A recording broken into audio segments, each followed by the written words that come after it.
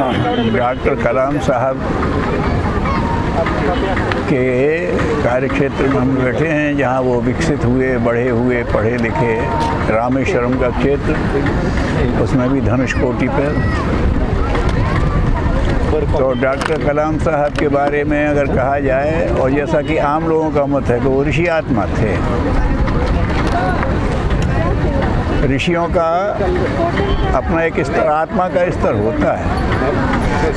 ऋषि स्तर पर अच्छे जो ऊंची जातियों में जन्मे वो भी हुए, और जो वैसी जातियों में थे वो भी हुए। वाल्मीकि वैसे पिछड़ी जाति में से थे, रैदास पिछड़ी जाति में से थे, कबीर तो ना हिंदू ना मुसलमान, लेकिन सब ऋषि थे। ऐसे ही डॉक्टर कलाम साहब भी ऋषि थे। एक विद्वान ने कहा था कि ये रिसर्च शब्द ऋषि अर्चन से बना है। पुराने ज़माने में ऋषि लोग लंबे समय तक तप करते थे, और तप करके कुछ जो निकालते थे वो सबको दे देते थे। तो रिसर्च वास्तव ऋषियों की अर्चना थी। वो लोग हित के लिए कुछ नया शोध करते थे, और वो शोध करने के बाद जो आता था तो उसको पेटेंट नहीं कराते थे, जनहित में डाल देते थे। ये उनकी विशेषता थी। विदेश में तो ये क्रम है, कोई अच्छी चीज़ निकाली, पेटेंट करके उसको अपने उसमें रखो, उसका व्यक्तिगत लाभ उठाओ। लेकिन हमारे यहाँ तो ऋषियों ने, चाहे वो आयुर्वेद हो, चाहे योग हो, बड़ी भारी रिसर्च की है ना। लेकिन जो उन्होंने रिसर्च की है उसको सबके लिए खोल दिया, ये विशेषता। तो चूँकि यहाँ रामेश्वरम क्षेत्र में हुए थे तो शुरू से आस्तिक थे।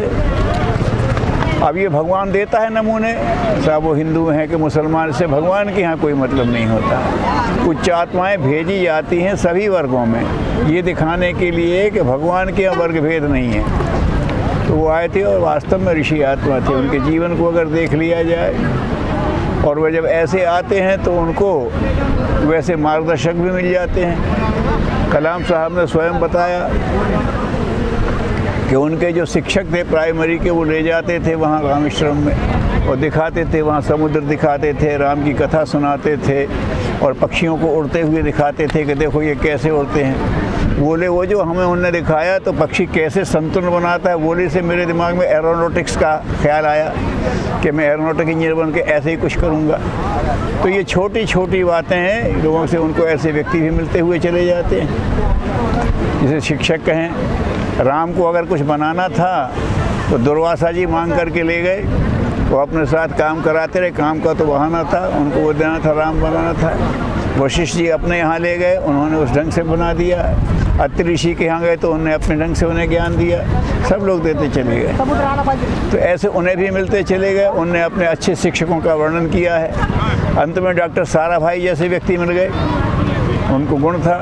अगर देखा जाए तो DRDO में एक से एक क्वालिफाइड थे।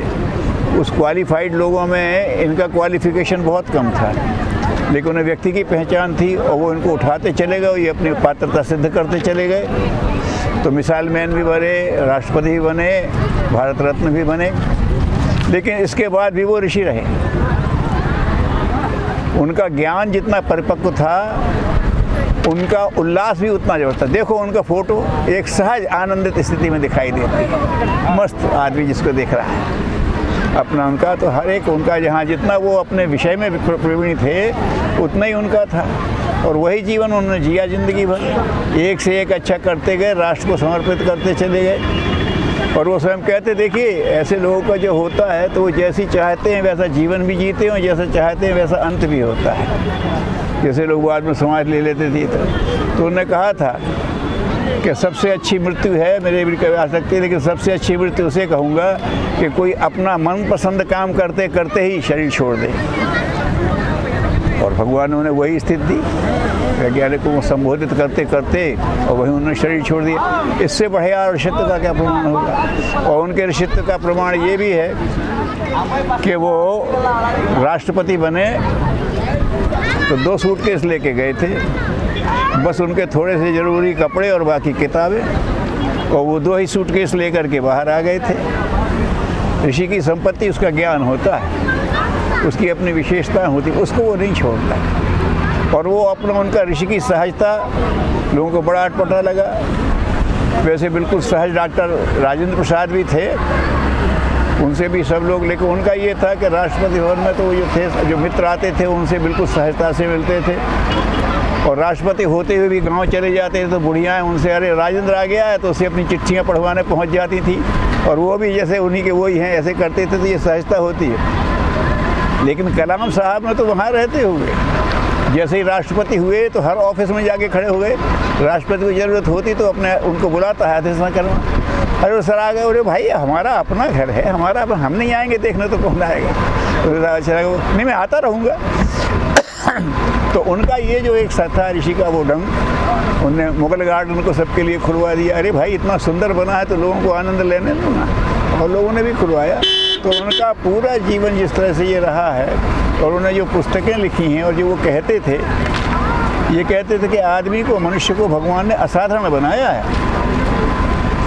सब कहते हैं, किसी भी धर्म संप्रदाय से पूछ लो कि मनुष्य से श्रेष्ठ भगवान की दूसरी कोई कृति नहीं है।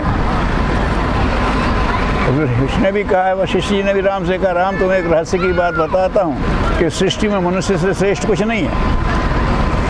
और इस्लाम में भी कहा है, मनुष्य का है अशरफुल मखलूक़ात, अशरफ कहते हैं श्रेष्ठ को, मखलूक माने सृष्टि, सृष्टि में श्रेष्ठ है ये। तो इसको अपनी श्रेष्ठता पर ध्यान देना चाहिए, जो कुछ करें हम श्रेष्ठ करेंगे, बड़े पैमाने पर करेंगे। तो वो कहते थे लोगों से, बोले कि ये छोटे स्वप्न देखना बड़ी ख़राब बात है, अरे तुम मनुष्य हो, बड़ी कुछ बात सोचो और बड़ा करो, तुम्हें भगवान ने इसलिए बनाया है। तो कहते थे कि छोटा लक्ष्य बनना एक पाप है।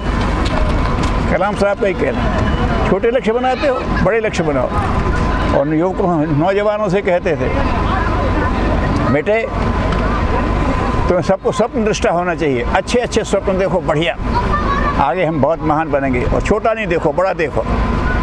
तो किसी ने उनसे कहा, आप ये जागते लोगों से कहते हैं कि स्वप्न देखो, लोग तो सो जाते हैं। अरे बोले बाबा, मैं सोते में देखने वाले स्वप्नों की बात नहीं करता हूँ, मैं उन स्वप्नों की बात करता हूँ जो लोगों का सोना हराम कर दें।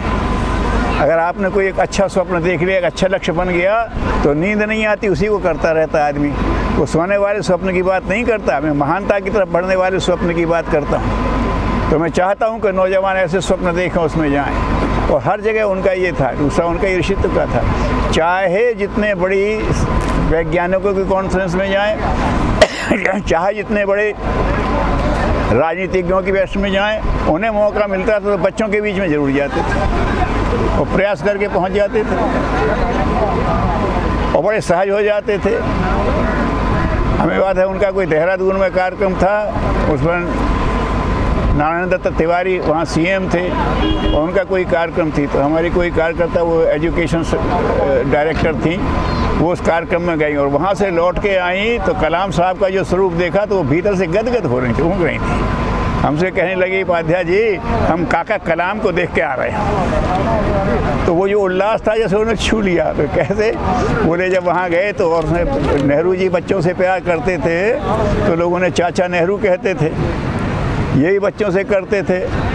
तो नारायण दत्त तिवारी ने कहा कि वो बच्चों से प्रेम करते थे तो उनको कहते थे हम चाचा नेहरू, आपको हम क्या काका कलाम कहें? तो उन्होंने मुस्कुरा करके स्वीकार किया कि हाँ कह सकते हो। ये बात उन्होंने सुनाई और उसके बाद सुनाया, जैसा कहा चाहे जितना बड़ा हो बच्चों के पास बैठते थे तो उनके बच्चों की व्यवस्था की गई, जैसा कि डॉक्टर सुधा ने बताया, डायरेक्टर थी एजुकेशन की उत्तर प्रदेश में। तो वो ले बच्चों को बिठाया तो जैसे उनकी सुरक्षा का होता, दूर सा बड़ा सा घेरा और वहाँ बच्चे बैठे हैं, एड्रेस उन्हीं को करना था। तो जब वो वहाँ पहुँचे उन्हें पैरों में विश किया, लोगों ने ताले बजाए, उन्हें हाथ हिलाया। तो उन्होंने कहा शुरू करिए। तो उन्होंने बच्चों से कहा क्यों बच्चों, हम तुम बात करेंगे तो क्या इतनी दूरी से यू फील कंफर्टेबल? हम इतनी दूर हैं तो क्या पास आना अच्छा नहीं लगा? तो उन्होंने सर हिलाया हाँ। तो फिर आ जाओ ना, हु चेक्स यू। एकदम सारी व्यवस्था धरी रह गई और एक ने किया, एक दूसरे उन्होंने आ जाओ आ जाओ आ जाओ, वो सब आकर के वहाँ घेर के बैठ गए। अब ये उनकी जो सहजता थी, ये उनका जो ऋषित्व था, वो आदमी के जीवन में फूट फूट करके निकल। जितने भी महापुरुष हैं, विनोबा चाहे जितने बड़े विद्वान हों, लेकिन उनकी वो सहजता हर एक के लिए उपलब्ध है ना। डॉक्टर उनका आचार्य श्री राम शर्मा जी का, युग ऋषि का, उनका भी ये हाल था। बच्चे के साथ बच्चे हो जा रहे हैं, बड़ों के साथ बड़े हो रहे हैं, बिल्कुल वैसे ही। उनको लगता ही नहीं था कि जैसे कुछ है विशेष। तो ये जो सब महापुरुषों की गतियाँ होती हैं उनमें सब वो थी। और बहुत अच्छी बात ये हुई है कि भारत की जनता ने बिना किसी भेदभाव को उनको ऋषि स्तर की मान्यता दे दी है। किसी विशेष से मत पूछो, भारत के आम लोगों में अरे साहब कलाम साहब की बात है। तो ऐसे लोग जो होते हैं ये सब के लिए प्रेरणा के स्रोत होते हैं। तो उनको लोग ध्यान में रहें, बच्चों को उनकी ऐसे महापुरुषों की जीवनियाँ बताई जाएं, उनके कृत्य बताए जाएं, वो कैसे कैसे उन कामों को करते थे उनके, और कैसे कैसे वो आगे बढ़ते थे छोटे से लेके बड़े तक।